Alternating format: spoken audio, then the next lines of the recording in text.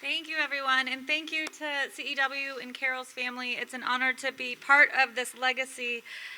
So as Doreen said, I do work related to environmental racism and trying to address the health implications of decisions we make across different sectors. So these are the numbers that keep me up at night when I'm putting my kids to bed and I'm holding them after we read stories. 2, if you know, 2 degrees Celsius is the number that scientists have said we have a 5% chance of keeping at bay with greenhouse gas emissions. And even if we get rid of our carbon emissions, we're probably not going to keep below 1.5 degrees of warming. 11 is a number last year the IPCC scientists said we had about 12 years, not till the world ends, but until we don't know really what the projections and the uncertainty and the feedback loops of climate change look like. And so to me, this is urgent, this is timely, this is overarching, driving the work I do, and it means that not everyone's going to experience it the same way. For instance, in Michigan, with heat, we know that people are going to be having issues with transportation and underlying chronic health conditions and getting to where they need to go. So we need to work on it now. But as a researcher, I grapple with this because I know that changes in Lansing and DC aren't just coming from research, right? It's coming from people who are launching campaigns, who are calling on decision makers, who are trying to educate us, who are demanding the research happens.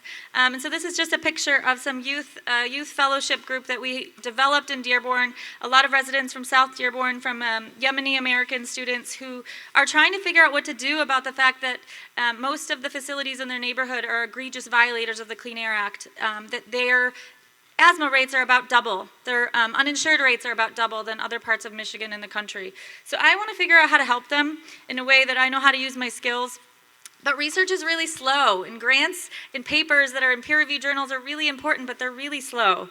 And so I just wanted to talk really briefly about a couple of other tools that I think might be helping to weasel the conversation of public health into these decisions. So using integrated assessments, using multimedia, using toolkits to synthesize existing evidence-based research, creating health impact assessments. So the last one is related to the Gordie Howe International Bridge, if anyone knows about the fact that we have a privately owned bridge in Detroit right now, and we're about to have another one. So these are all land use infrastructure decisions that don't always consider health. And so with my community partners and residents of fence-line communities and government agencies, how do we quickly turn around some of these findings? How do we quickly work on these issues when we know that environmental justice is a core issue?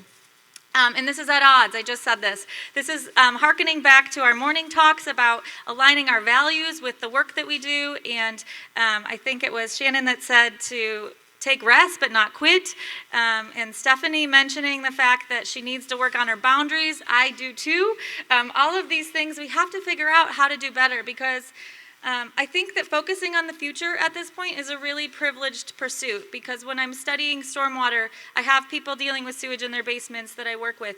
There's people who are showing up at urgent care, folks who are living across the street from an international border plaza today, right? These things are not happening in 5-10-year timelines as our research plans might be. And so I'm calling on us, this is a conversation that happens in academia a lot, but to reevaluate what counts and what matters. And so working towards questions that answer practice-based questions, getting our information out to the world, whether that be through health impact assessments or multimedia, in addition to peer-reviewed journals. And again, this is past our capacity, so how do we build that into our grants? How do we build that into our partnerships? How do we make sure people are paid to tell their stories as much as we are paid to publish peer-reviewed journal articles?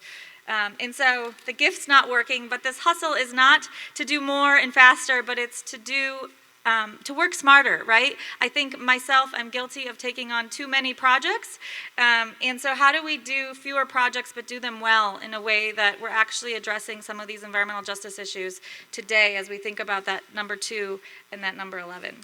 So I think I kept to my 5 minutes. With that, I hope I will see you all on May 7th, where we're going to talk about staying up at night, thinking about climate change, and how do we confront that, and how do we handle this in a way that we can move forward with coping and resilience. And so hopefully some of you will be in the room with me as we tackle this conversation together. So thank you again.